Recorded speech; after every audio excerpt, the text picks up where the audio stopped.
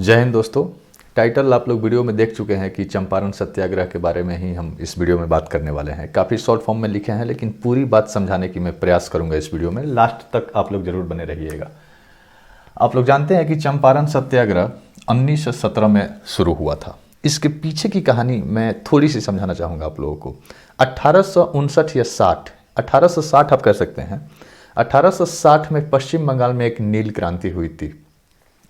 उस क्रांति में क्या हुआ था, उस वक्त भी नील की खेती कराई जा रही थी पश्चिम बंगाल में। इस पर एक अलग से वीडियो बनेगा।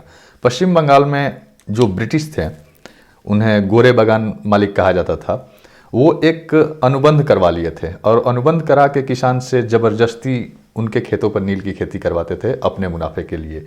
वही कंडीशन कहीं ना कहीं घूम रहा है चंपारण के इस सत्याग्रह में। कैसे रिलेटेड होता है देखिए।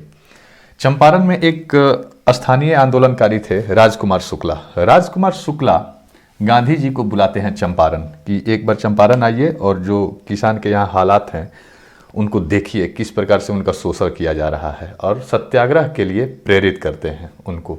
महात्मा गांधी 1917 में चंपारण का दौरा करते हैं। चंपारण वो आते हैं तो उनके साथ राजेंद्र प्रसाद, ब्रिज किशोर, मजहरुल हक, महादेव देसाई, नरहरि पारिकल और जेबी कृपलानी, नरहरि पारिक और जेबी कृपलानी, ये सारे लोग आते हैं। इनके साथ ही आते हैं चंपारण में। चंपारण में जैसे ही आते हैं अंग्रेजों को पता चल जाता है, क्योंकि अंग्रेज जानते थे इसके पहले कि साउथ अफ्रीका में गांधी जी ने क्या क्या हलचल मचा के इंडिया में आए हैं। तो अंग्रेज थोड़े से डरे हुए थे। अब साउथ अफ्रीका पे अलग से वीडियो बनेगा। जो जिला अधिकारी है तुरंत आदेश देता है गांधी जी को कि आप जिला से बाहर जाइए, यानी चंपारण से आप वापस चले जाइए। गांधी जी नहीं मानते हैं, क्योंकि वो मन बना चुके हैं कि जाना है, किसानों को देखना है, उनके हालातों को, उनके हालातों से रूबरू होना है। गांधी जी चूंकि जेल में भी गए, लेकिन जल्द ही उनको छोड़ दिया गया चंपारण में ही।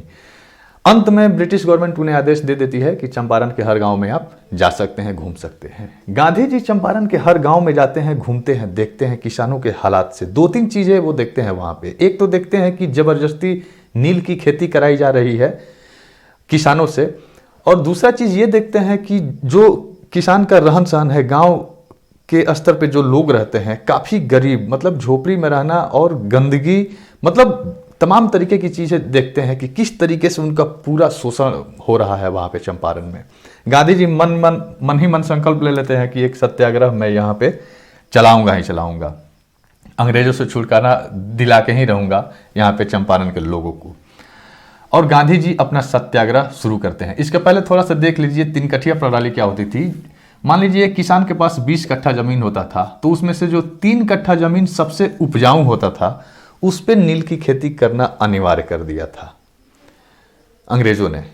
और सबसे उपजाऊ जमीन पे, इसके बहुत सारे घाटे थे। घाटा था कि नील की खेती करने से जमीन बंजर हो जाती थी और किसान इस बात को लेके खुश नहीं थे। साथ ही साथ अगर ये नील की खेती करते थे तो उन्हें उचित मतलब पैसा भी ब्रिटिश गवर्नमेंट से नहीं मिल पाता था। इसका तो विरोध हो ही रहा था। तीन कठिया प्रणाली इसी को बोला जाता है। एक चीज यहां पे देखिए, जर्मनी में डाई का विकास। डाई मतलब रंग से रिलेटेड है। जर्मनी में अलग अलग रासायनिक रंगों का आविष्कार होने लगा था और जर्मनी से पूरे विश्व में उस रंगों को मतलब फैलाया जा रहा था, बेचा जा रहा था। तो उस वक्त नील की जो डिमांड थी वो कम होने लगी। किसान इस बात से खुश थे कि चलो कम से कम इससे भी छुटकारा मिला। ये बात अंग्रेज समझ रहे थे कि किसान तो खुश हैं।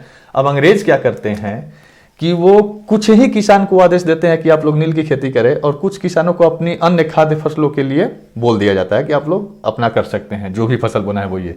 लेकिन करों में वृद्धि यानी टैक्स बढ़ा देते हैं। अब किसान इससे भी असंतुष्ट, एक तो बोझ से दबे हुए हैं और ज्यादा बोझ उन पे, इससे भी काफी प्रभावित था चंपारण।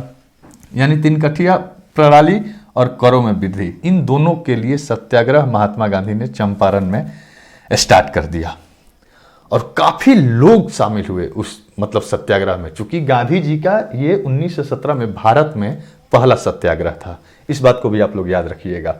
गांधी जी के साथ कुछ लोग आए थे घूमने के लिए, मैंने इनका नाम यहाँ पे दे दिया है, आप लोग देख सकते हैं। ये सत्याग्रह इतना व्यापक पैमाने पे चला, मतलब आप कल्पना नहीं कर सकते हैं। हम लोग तो एक वर्ड में पढ़ लेते हैं कि चंपारण सत्याग्रह गांधी जी का पहला था जो 1917 में हुआ था।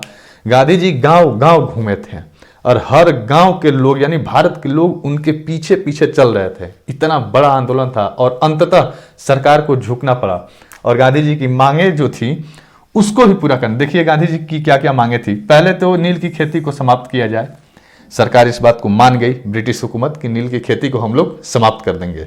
उसके साथ जो पिछले साल या पिछले महीने तक किसानों का लगातार शोषण कर रहे थे जो अंग्रेज वहां पे, जो गोरे बागान मालिक, गांधी जी ने एक मांग रखी कि पिछले साल या पिछले महीने जितना भी आप लोगों ने कर वसूला है जबरन, जबरदस्ती, उसका 25% आपको वापस करना होगा।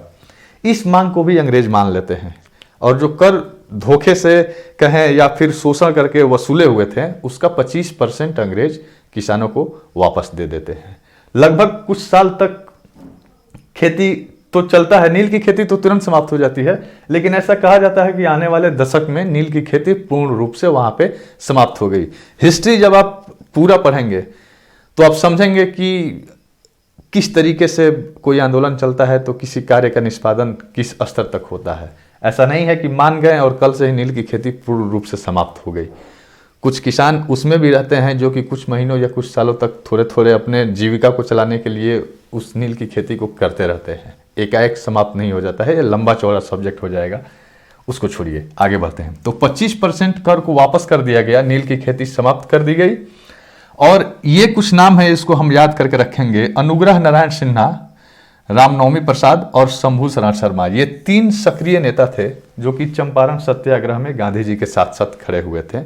एग्जाम के पॉइंट ऑफ व्यू से इन तीनों का नाम याद रखिएगा। और ये वो लोग थे जो सर्वे के लिए 1917 में गांधी जी के साथ आए थे। हालांकि इनकी सहभागिता भी चंपारण के सत्याग्रह में व्यापक तौर से थी। मैं आशा करता हूं कि आप लोगों को समझ में आ गया होगा। अगर आप लोग इस चैप्टर को अच्छे से समझ गए होंगे तो वीडियो को लाइक करें, कमेंट करें और ज़्यादा से ज़्यादा शेयर करें, चैनल को सब्सक्राइब करें। जय हिंद, नमस्कार।